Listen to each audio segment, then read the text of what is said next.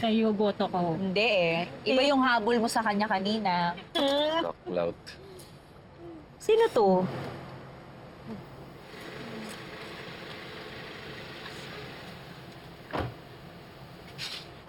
Shari De Jesus? Jesus.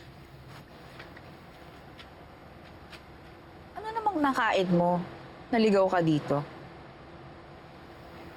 Hindi ako pumunta dito para makipag-away sa'yo, Noreen.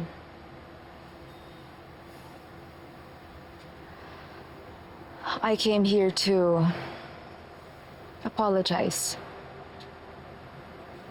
for everything that I said last night. Tama ka. Pareho tayo may pangarap na palitan si Miss Velma sa posisyon niya ngayon. Magkaiba lang tayo ng dahilan. I'm willing to fight her. But I need your help, Noreen. Akala ko ba? Ikaw ang gusto ni Miss Clara na tumulong sa akin para pabagsakin si Velma Imperial.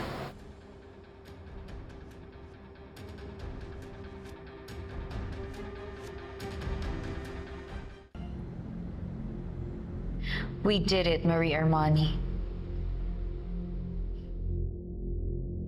We have to teach her a lesson.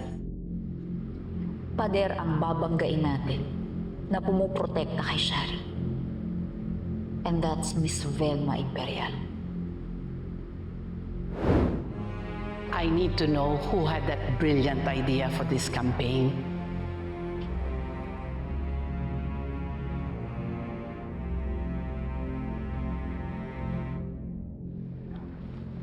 It was Shari's idea.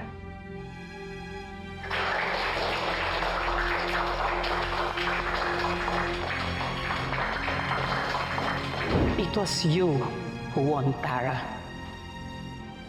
You were the one who conceptualized the whole idea of that campaign ad. Kilala ko si Shari. Hindi niya kaya yung ginawa mo. You should be in the spotlight now. I'm just wondering, bakit mo pinamigay lahat ng pinaghirapan mo? Dahil alam ko po na kahit makuha ko ang project with Miss Tara Park, hindi ko naman makukuha ang full support ni Miss Velma. At the end of the day, mas pinagkakatiwalaan niya po si Shari kesa sa akin. Sino ba naman ako? I'm a nobody. At kung meron man pong mas deserving ma-promote dito, si Shari yun. Dahil kumpara sa akin, siya po ang mas established at mas pinagkakatiwalaan ni Miss Velma. Kaya tutulungan ko na lang po siya. I admire your generosity. Let's see where it will bring you. Have a good day.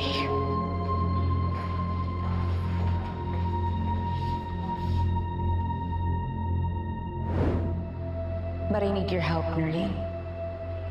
Ikaw ang gusto ni Miss Clara na tumulong sa akin para pabagsakin si Velma Imperial. Kumagat silang lahat sa patibong natin. Konti na lang. Bibigay na rin si Velma sa ginagawa nating pananakot sa kanya. And this is just the beginning. Lumalaki na ang lamat sa relasyon ni na Miss Velma at Shari. Susunod ko nang babasagin. Yung kina Velma at Eddie. Kung kinakailangan nilang sumunod sa kapatid ko, gagawin ko. Isa-isa ko silang sisirain hanggang sa sila mismo ang gustong magpatayan.